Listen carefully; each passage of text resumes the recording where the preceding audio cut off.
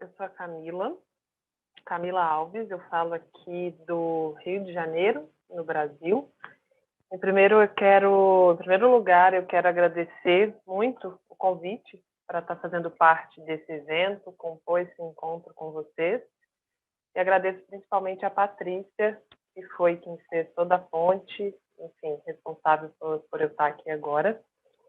Dizer que é uma honra poder estar aqui com vocês, uma honra poder ouvir vocês, e eu fico muito feliz de conhecer a pesquisa de vocês e de ver tantas questões importantes no campo da acessibilidade circulando por aí.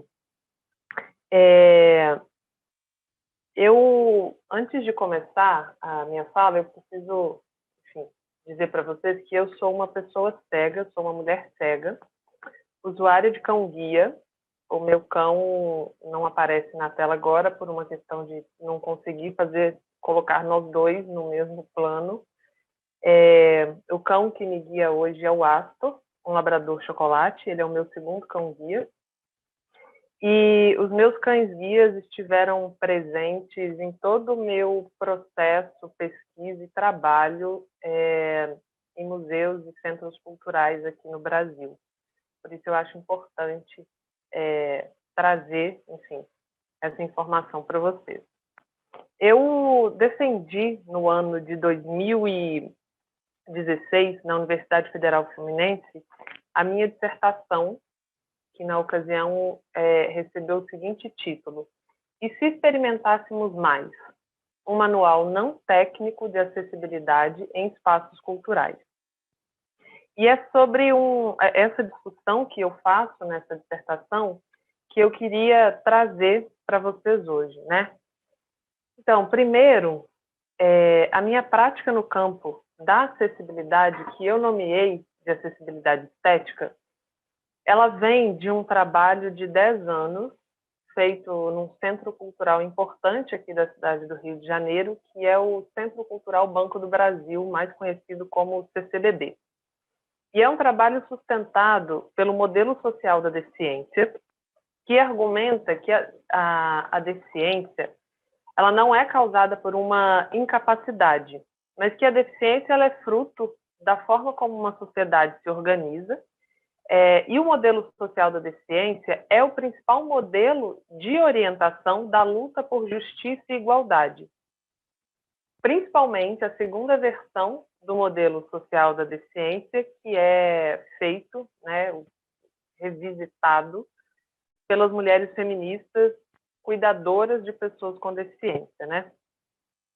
E o tema da diversidade humana em museus, ele está diretamente ligado ao tema do acesso.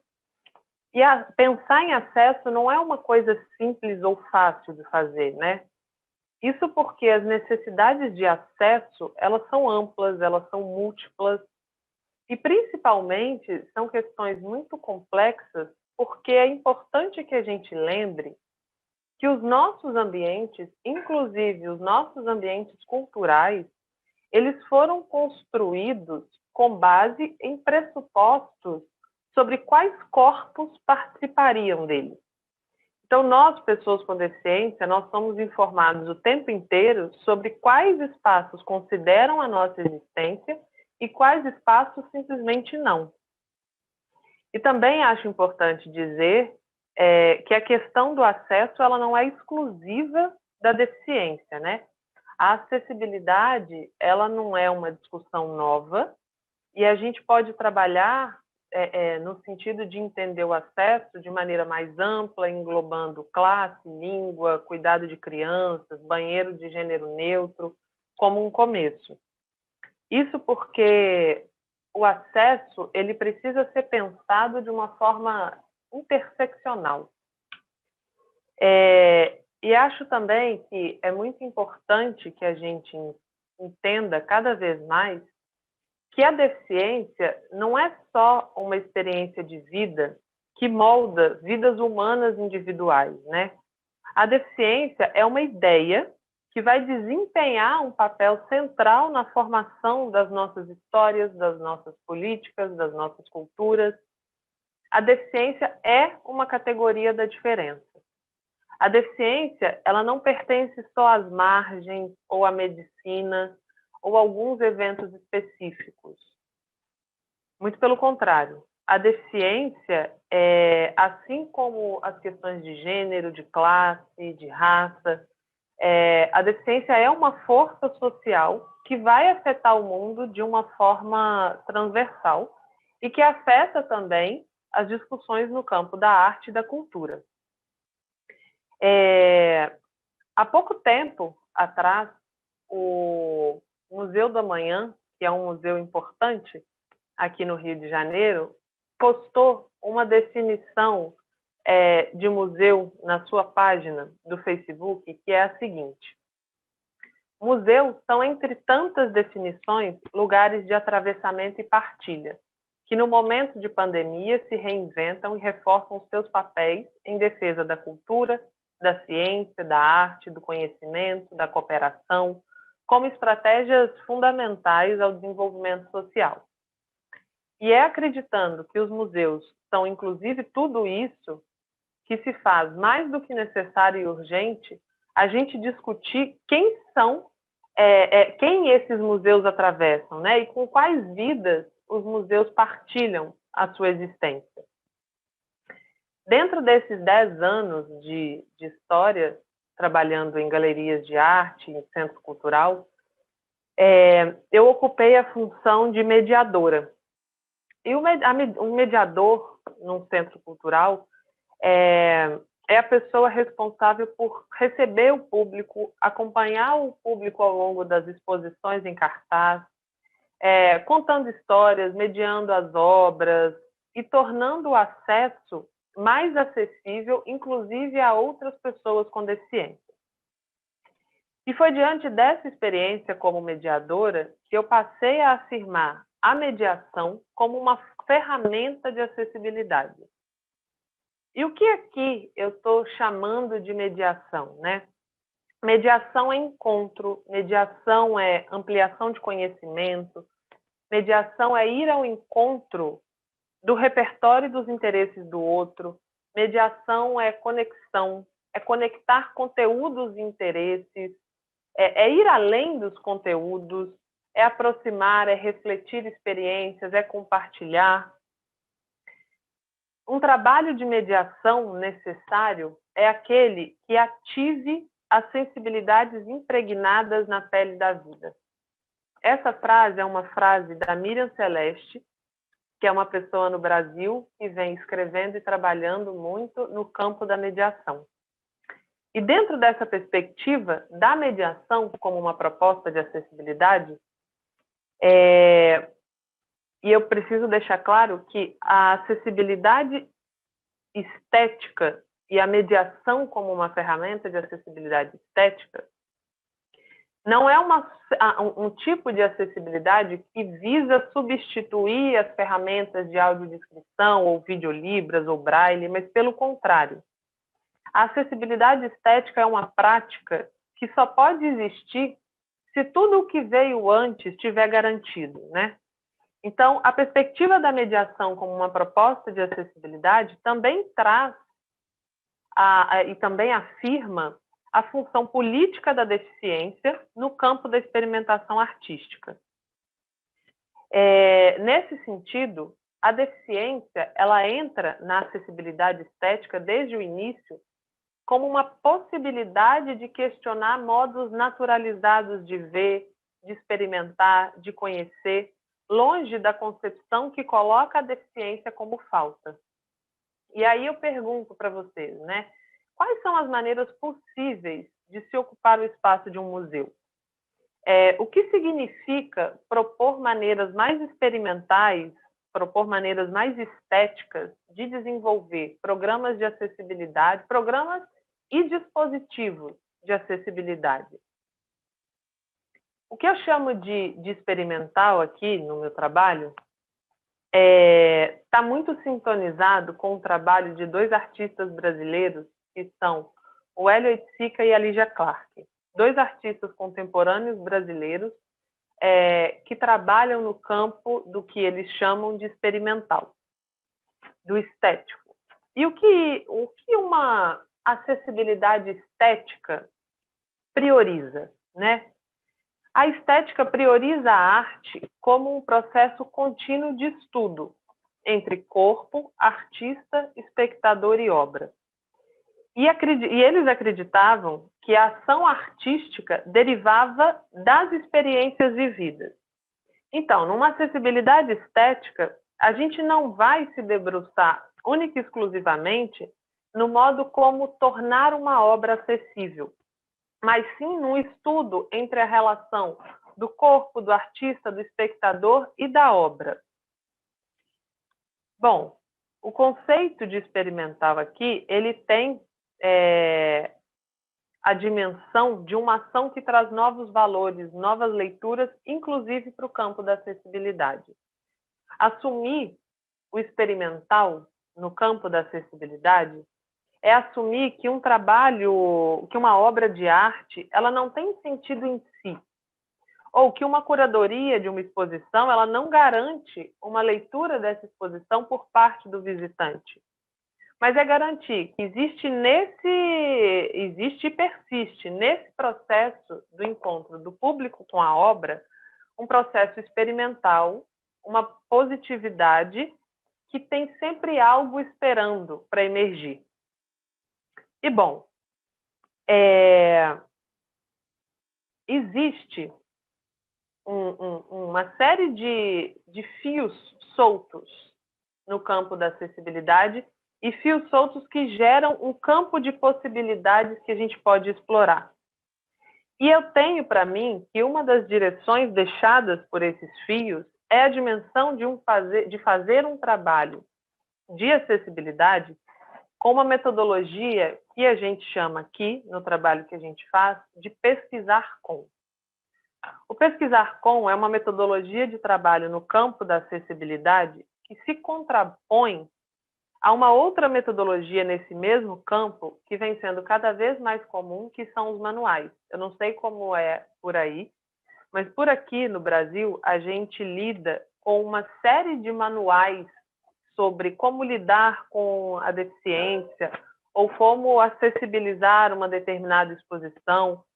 E a questão que eu trago aqui é que os manuais, eles são orientados para uma intervenção que se faz na direção dos outros, que se orienta num fazer para os outros, que é uma orientação extremamente importante, porém insuficiente para dar conta de todas as suas dimensões. Então, eu tomo aqui esses manuais que estão sendo sistematicamente criados e distribuídos como uma metodologia de trabalho, na medida em que o uso desses manuais criam uma realidade no dia a dia do trabalho com as pessoas com deficiência. E a minha proposta é que a gente possa ir para além dos manuais de acessibilidade, uma vez que, apesar deles serem necessários, eles são insuficientes, porque eles dizem respeito às adaptações arquitetônicas e informacionais, sem questionarem a forma como essas adaptações estão sendo feitas, e quando são propostas, sem questionarem as experimentações mais estéticas e expressivas de uma exposição ou de uma determinada obra de arte. Então, há uma proposta no campo da acessibilidade aqui, que é um modo de propor uma acessibilidade feita com as pessoas com deficiência e não só para ou sobre as pessoas com deficiência, né? Isso porque eu também acredito que a acessibilidade pode ser um dispositivo de memória, um testemunho, uma contação de história, né? E aí me interessa pensar o papel do mediador como aquele que leva adiante a palavra do outro e que, para isso, precisa suportar o que ouve. Trabalhar com acessibilidade para além das lidas com as normas técnicas, as medidas arquitetônicas, os padrões de informação, não significa que essas questões não façam parte desse trabalho. Fazem e são extremamente necessários, porém, vem se tornando, e é uma coisa que a gente precisa cuidar, para que essas discussões não sejam as únicas discussões dentro do campo da acessibilidade.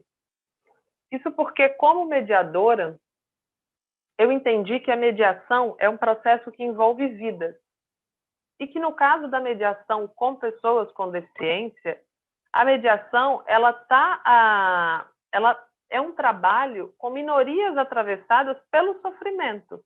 E aí é pelo sofrimento da perda de algum sentido, da experiência de uma marginalidade social, seja o sofrimento por comporem, ou seja o próprio sofrimento por comporem essas experiências minoritárias, né?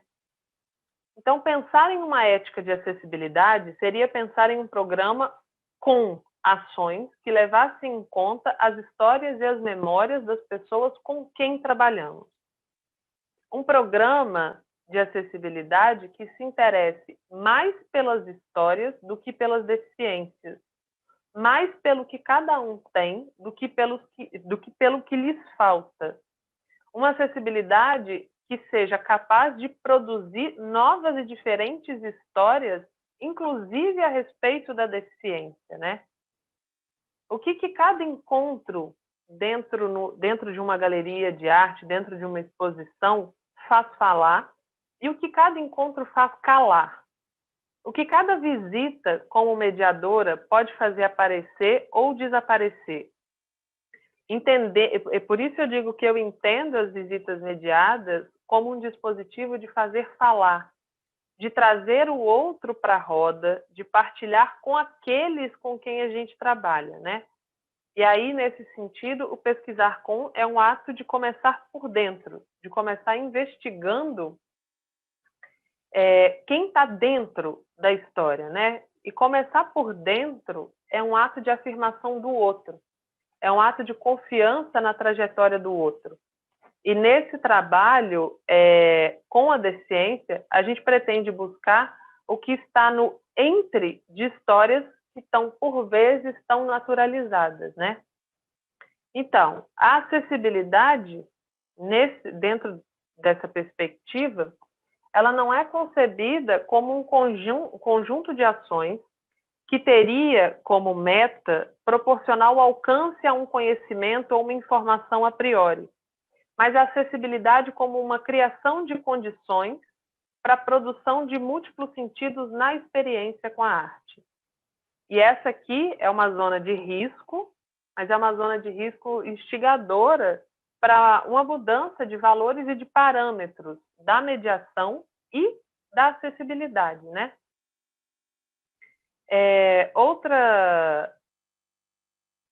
Uma outra questão, assim, para já ir fechando, é que, por vezes, né, isso foi uma coisa que a Patrícia trouxe na apresentação dela, a deficiência ela vem sendo constituída como sinônimo de déficit e de incapacidade. E essa concepção de deficiência ela está incorporada nas nossas práticas sociais, o que vai incluir a vivência dos espaços de arte, inclusive. E essa concepção da experiência da deficiência como déficit nos conduz a um tipo de prática de intervenção no campo da deficiência que instaura uma assimetria entre a deficiência e a eficiência. Isso é, muitas vezes, pessoas sem deficiência intervêm com as pessoas com deficiência para restaurar as perdas que marcam, por exemplo, falando do meu caso, a cegueira, né? O que vai sempre colocar as pessoas que vêm numa posição superior de saber sobre aquelas que não veem.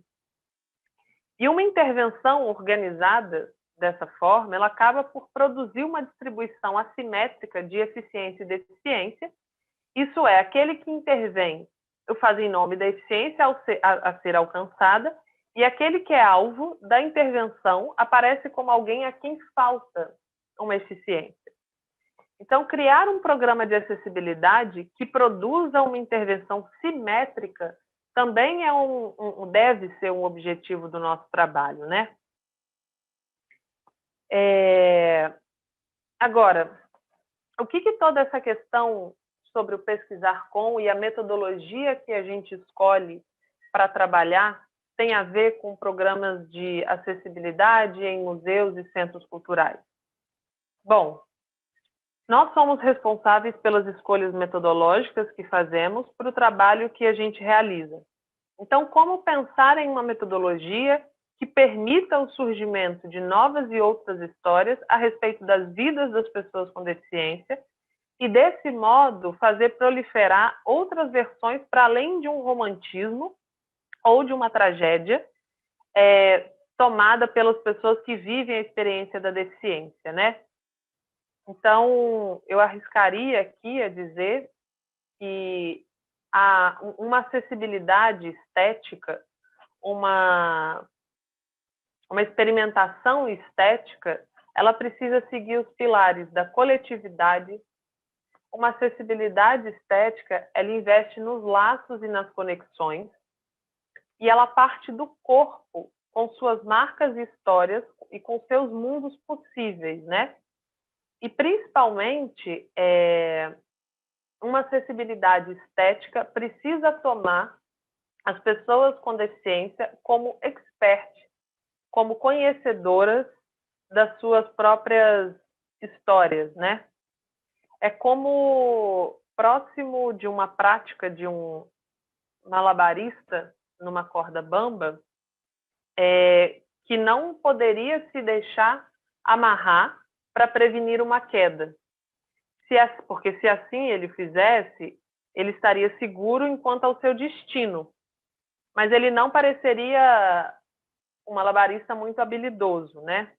Nesse sentido, trazendo essa metáfora, eu entendo o mediador, diante de um programa estético de acessibilidade, como um mediador malabarista, capaz de criar um corpo que suporte o encontro, o desequilíbrio, a instabilidade de uma experimentação, de uma positividade que vai emergir ali, no encontro do corpo do espectador com o artista, com a obra e com aquele mediador.